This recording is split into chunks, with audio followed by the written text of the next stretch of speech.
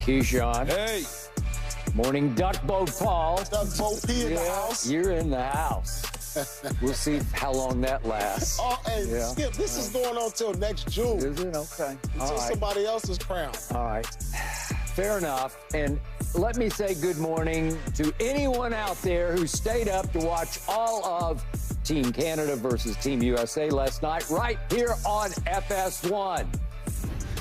Team USA fell behind 11-1, but slowly took back over, eventually won 86-72. No huge surprise there. But Paul Pierce, your biggest takeaway from last night. Let me tell you something. I didn't want to go here, but to me, I think the clear leader of this team is Ant-Man.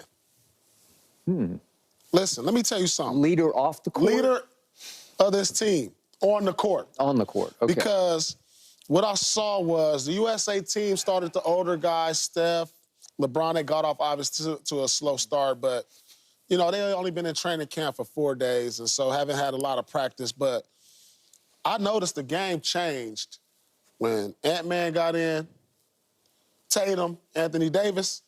It's like his personality took over the USA team. Yep. And once he came in and made it clear, because he halfly joked, but I know he was kind of serious, like, hey, y'all got to play through me. He did. You know, he said that. Play around me. He said, y'all got to play, you got to play around me. You got to build it through me. I know he was kind of jokingly saying it, but I felt like he really meant it in a certain kind of way, because that's what it looked like when he came into the game, when the U.S. was struggling and they needed a jolt in the arm, he was that one. So it almost makes me wonder if he should be starting. But you know what? You got to give respect to the OGs, LeBron, Steph, and the guys, you know, MB, the guys who are ahead. You know, the USA is not going to lose anyway.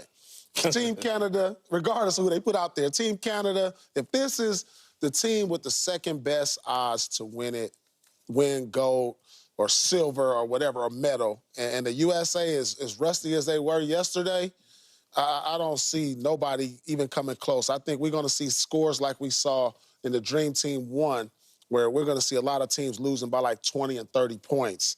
But Ant-Man's personality just took over to me. I saw it on the court. I saw it on the sidelines when they was walking back to the timeout, him, you know, looking at Bron like, you know, come on, Steph, you know, come on. And you know, this guy is going to be, you know, right now he's established himself as a USA star, but he's going to be an international star before these Olympics is over. You know, it's funny Paul starts off by saying Ant-Man, because obviously that's the way I feel. I feel like it got going once he stepped on the floor. Now, I don't really care who starts, Skip, to be honest with you. Yeah. As far as they can start. Well, trust me, they care. They do. I don't care what you say.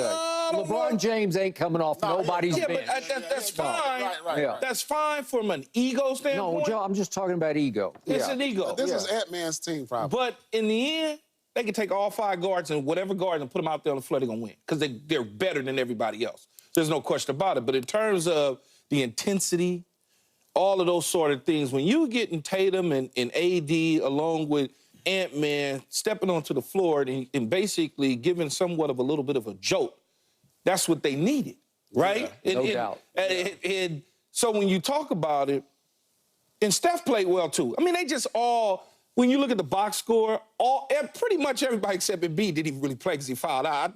I looked up, I was like, he got 5 fouls already? Yeah. But I don't know what that was about, but I'm sure they'll get that fixed.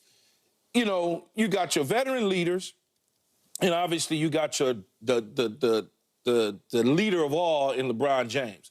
He's the guy who's like the Magic Johnson of the Dream Team. Get everybody together in the huddle, and he can still go and he can still play. There's no question about it. But Ant-Man, just something about his personality when he walks into a room. Now, don't reach across the table and slap me, Skip. Please don't. You're getting close. I can hear it in your voice. Are we about to go Jordan? Hey, hold on. It's something about guys like that. Kobe Bryant, Michael Jordan, Magic Johnson, Ant-Man. So you're putting him in that sentence. When you walk into a room, it just brightens up. And that's how he is. Because he's not bragging. Like, Jordan didn't brag. Kobe didn't brag. It's just what it is. Like, you're going to have to run it through me. Now, whether or not he was part joking or part serious doesn't matter because everybody got the message, and they're okay with that. They're not like, man, go sit down somewhere. They're like, okay, cool. Because he's showing you, if you allow me to do me, we're going to be all right.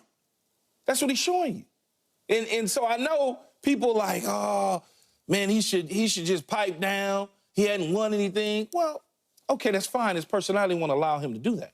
Those are the type of players that you always want to be around and play with. You know, Skip covering this stuff. You don't want to look down at the bench and look at a guy that just look like it's all over with. Feel defeated. You want somebody smiling and having fun out there because it's going to affect everybody else. No matter how good or bad it's going, he's going to let you know. Yeah. And that's what you're getting from this young man. And I can't wait to see the real Olympics when they get going in the next couple weeks. Do you want him in the starting lineup? I don't care who starts. Do you want him playing more minutes than anybody? No. You know what, Skip? Because all their minutes is about the same. Likewise. You know, I like the way it is. Let the older guys go out. If they start slow or not, this is my energy group. They all averaged around 19 minutes. They did. I mean, the guys, you know, Steve Kerr and company did a good job because everybody got about the same. Everybody got about the same, and then you get down to the three dudes that I have no idea who they are. I don't know who they are. Davis and Callaway and all that. I'm like, I don't know who these Galloway and them.